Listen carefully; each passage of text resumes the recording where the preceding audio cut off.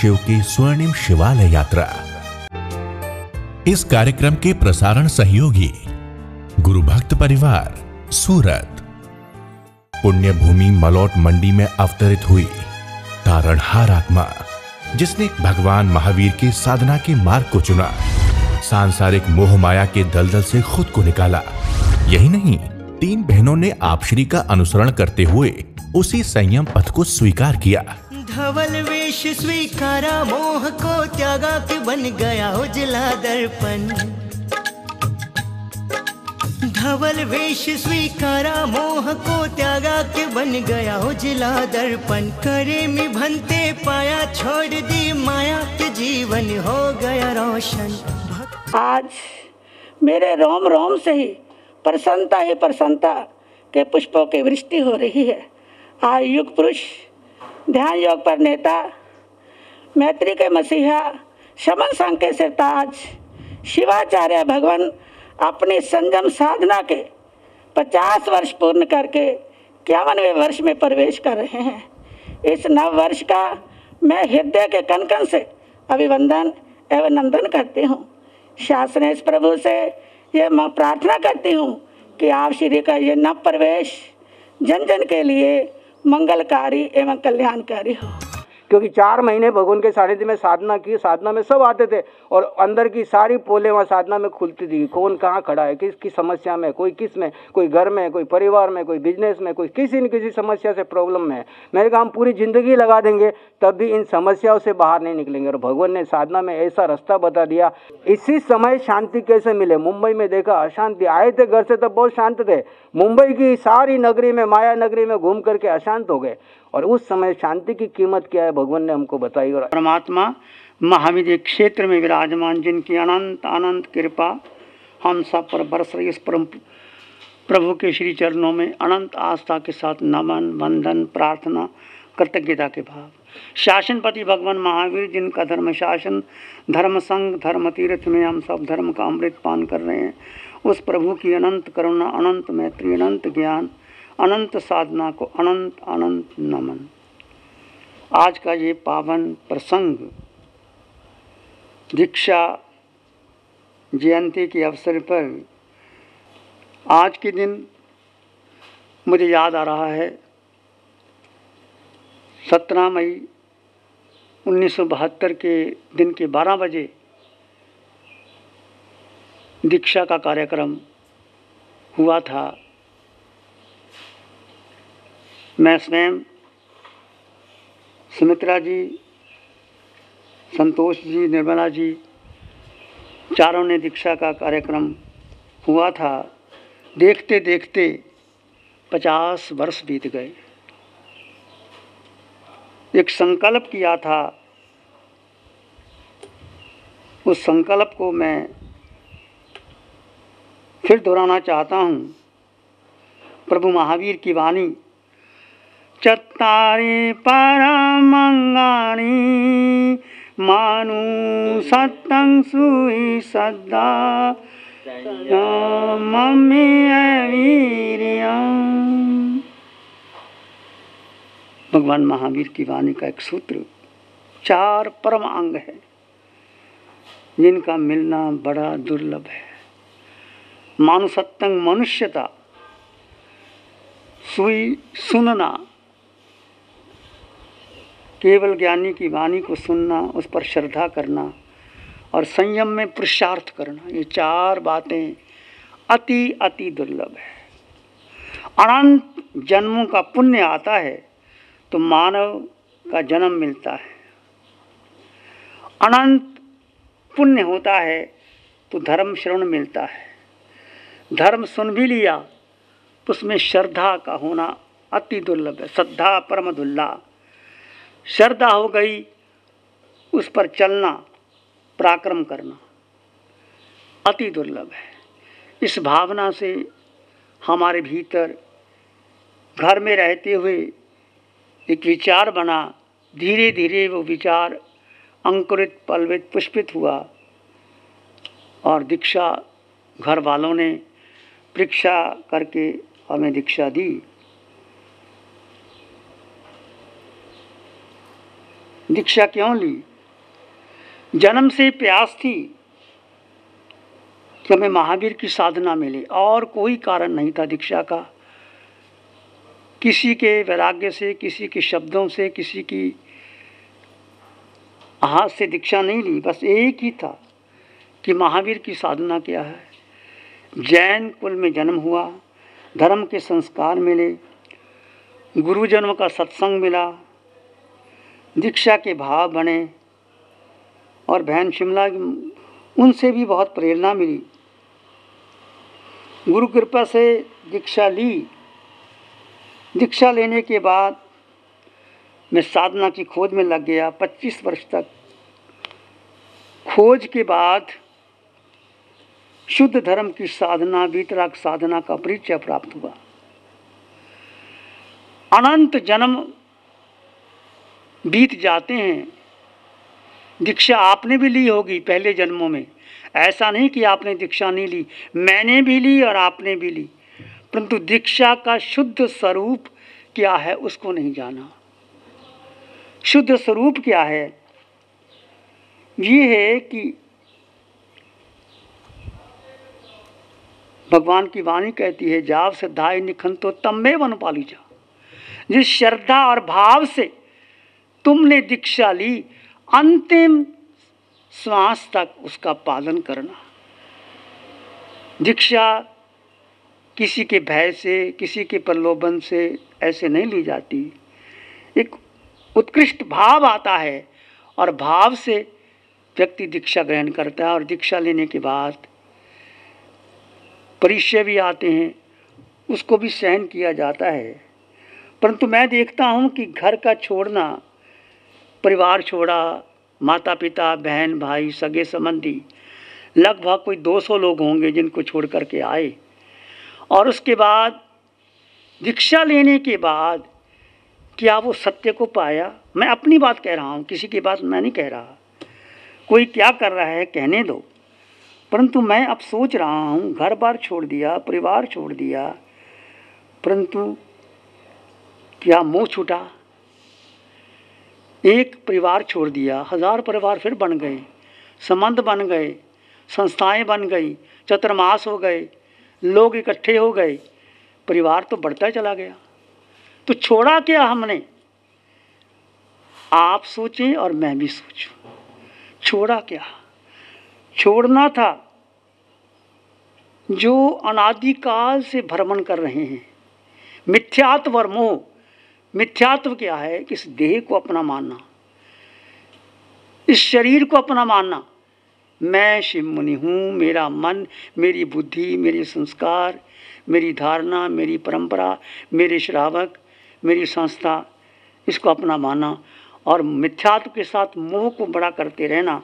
ये संसार लंबा होता चला जाता है। इससे आपको पुण्य मिल सकता है, परंतु मोक्ष नहीं मिल सकता। तो अरिहंत परमात्मा की अनंत कृपा, बहुत खोज की, बहुत साधना शिविर किए, सब कुछ मिला। विपश्यना के शिविर भी किए, सिद्ध समाधि योगा के शिविर भी किए, सिविल माइंड कंट्रोल भी किया, रेकी शिविर भी किए, बहुत कुछ किया, परंतु अंतिम जो खोज थी, सत्य क्या है, मैं हूँ कौन, किस लिए मैं आया और मुझे करना क्या है? क्या ऐसे जन्म और मरण करते चले जाएंगे? मेरा और आपका पहली बार जन्म मरण नहीं हुआ, अनंत काल बीत गए जन्म मरण में। पुण्य कमाया स्वर्ग चले गए, और कम पुण्य कमाया मनुष्य बन गए, थोड़ा पाप किया पशु बन गए, और पाप किया नरक में चले गए। 7 नरकों में तुम भी गए और मैं भी गया। पशु पक्षी बने, मैं भी बना, आप भी बने, मनुष्य बने, देव भी बने, परंतु 4 गति 84 लाख जीवा योनियों का अंत क्यों नहीं हुआ?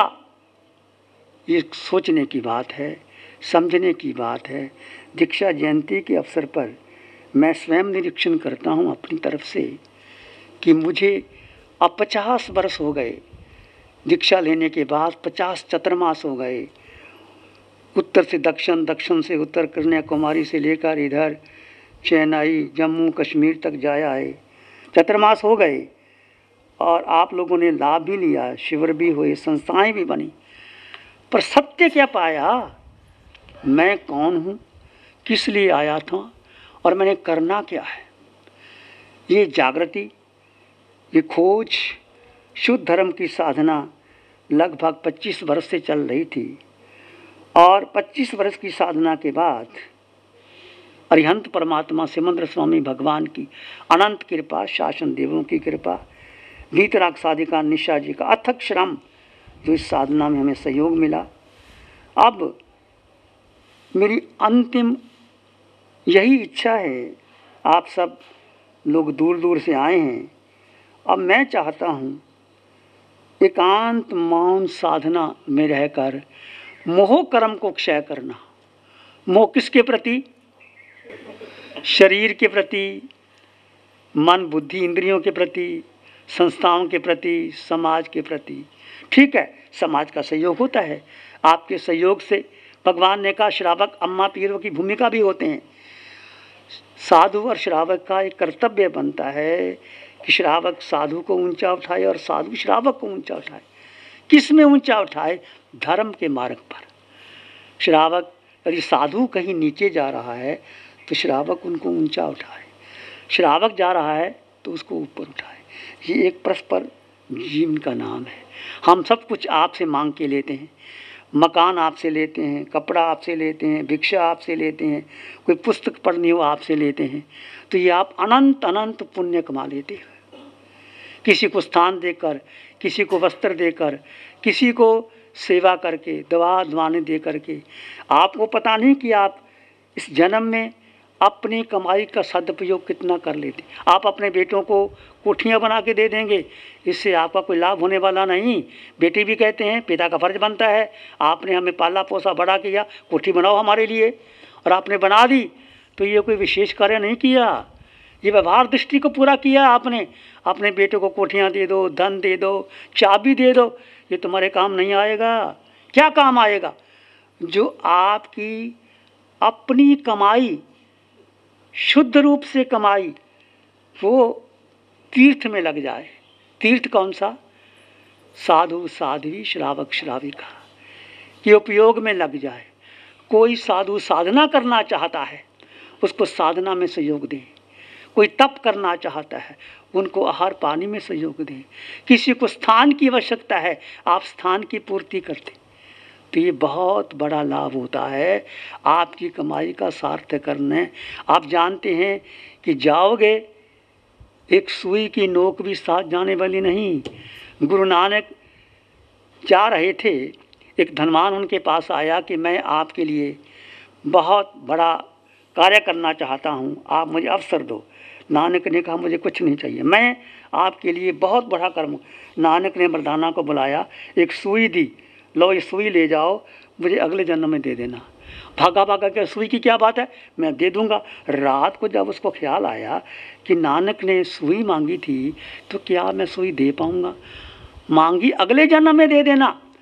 रात को नींद नहीं आई, तो बाबा नानक के पास फिर दोबारा आया, कहने लगे आपने सुई मांगी थी, मैं सुई तो दे नहीं सकता, ये वापस ले लो। तो नानक ने कहा एक सुई आप दे नहीं सकते अगले जन्म में, तो संपत्ति जो इतनी इकट्ठी की है, ये संपत्ति तुम्हारे काम आएगी। जो मौत पूछ ले, जो मौत छीन ले, वो संपत्ति नहीं, वो विपत्ति है। तो कहने का अर्थ, जो संपत्ति आप बच जाए और आपके अंतिम श्वासोश्वास तक संघ के लिए, समाज के लिए काम आए, वो संपत्ति आपकी आए। तो नानक ने उसको सुई दे करके आंखें खोल दी। आप विचार कीजिए, आप माननी दीक्षा नहीं ले सकते, कोई बात नहीं, आप श्रावक बने, सच्चे श्रावक बने, धर्म ध्यान करें, साधना करें और यथाशक्ति सहयोग करें। तो ये बहुत आवश्यक है आपके लिए और हमारे लिए। आप भी सोचो कि क्या मेरा बेटा मेरा साथ जाएगा, मेरी पत्नी मेरे साथ जाएगी, तो हम भी चले जाएंगे, आप भी चले जाओगे। आयुष कर्म के अधीन हम सब हैं। बस विचार कीजिए, जो समय है आपके पास शेष है, आपको योग्य लगे, आप अपने समय का, आपकी शक्ति का, आपके धन का सदुपयोग यथाशक्ति करते रहे। प्यारी गुरुवाणी है नमो अरिहंतानं, नमो सिद्धानं, नमो आयर्यानं, नमो वज्रायानं, नमो लोये सब साहुनं, धम्म मंगल मुकिठम अहिंसा संयमो तवो देवावित्तं नमं शांति जसधम्य श्यामनो श्री चत्तारी मंगलम, अरहंता मंगलम, सिद्धा मंगलम, साहु मंगलम, केवली पाणत्तो धम्मो मंगलम, चत्तारी लोगुत्तम, अरहंता लोगुत्तम, सिद्धा लोगुत्तम, साहु लोगुत्तम, केवली पाणत्तो धम्मो लोगुत्तम, चत्तारी शरणं पवज्जामि, अरहन्ते शरणं पवज्जामि, सिद्धे शरणं पवज्जामि, साहु शरणं पवज्जामि, केवली पाणत्तं धम्मं शरणं पवज्जामि, चारे शरण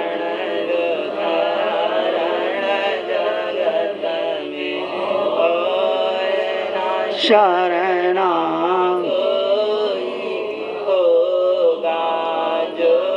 भव्य प्राण करे आराधन उसका अजर अमर पद होगा, उसका सदा ही मंगल हो। इस कार्यक्रम के प्रसारण सहयोगी गुरु भक्त परिवार सूरत।